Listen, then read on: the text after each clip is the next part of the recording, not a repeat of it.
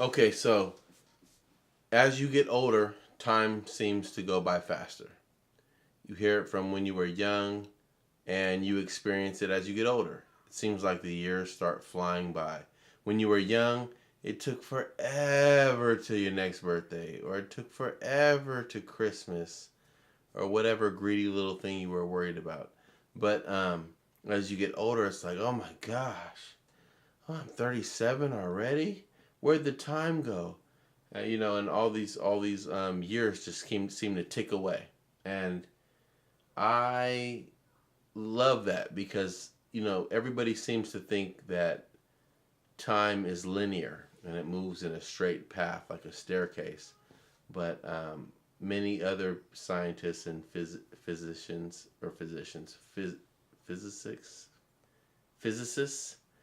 beg to differ. That's a whole other topic. But I want to discuss the reason why years seem to go by faster the older you get. Okay, so check this out. Let's see, what pen do I have? I have a green pen. That's not gonna work. Let's use a blue pen. All right. So look, don't think about. Okay, we have two different things. We have a measurement. A measurement is 1 year. A year is the time that it takes the Earth to go around the sun. That's a measurement. That doesn't change. But you have to think about it from perspective. So this is where we're going to start.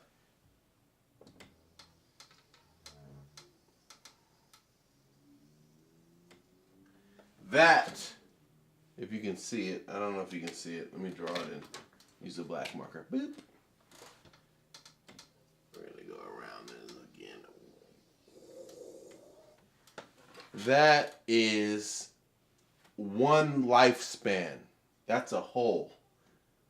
That could be a person who tragically dies at 3 years old. That's their entire life, is this whole circle.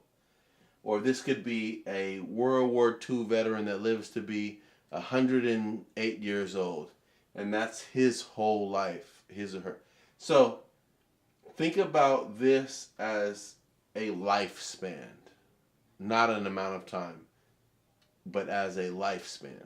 So think about it as your lifespan, however old you may be. You may be 14. This is a representation of 14 years. You may be 27, 27 years, okay? But let's start off as a baby. So a 1 year old baby, this is the whole pie, represents their life, right? So a 2 year old baby, you have to draw that experience in half by our years. So on this half you have 1 year, and this half you have 2 years, right? So same whole, but 2 different years, 2 different frames of reference and frames of experience. Now, if we break this down, do you see where this is heading? I hope you do. Now we're going to change this into a 4 year old baby. So you have 1, 2, 3, 4 years. Same whole pie, right? Same. It's one lifespan. Only it's been 4 years. So there's 4 different sections, which are smaller than halves. Now we're gonna jump ahead here, and I'm gonna divide this into, I don't know. Let's see how many. All right, that's 8 years.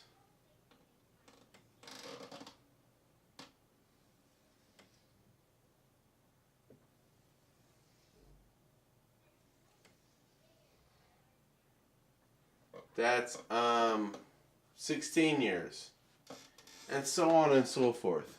You can see the more we divide the pie into different years, into more and more years that we add, the smaller that the slice of pie gets. But they're still, each one of these are still representations of years, of our linear measurement of how long it takes the sun to go around, or excuse me, the earth to go around the sun. So the older we get, the smaller the years are in comparison to our life experience. So for a child, each year is way longer and way bigger than it is for an older person. And as interesting as it is to think about, and as we go along with our lives, and we realize, like, wow, imagine for an 80-year-old, the last few years, the last 10 years were equivalent to the first few years. Um, but it also has other implications. I think about it in terms of uh, children that are sentenced as adults, children who make mistakes, who are given time in prison or in youth authority for crimes that they committed. And we probably should scale that and understand that the amount of time for kids is actually significantly different than it is for adults and older people. Anyways, food for thought. Think about it.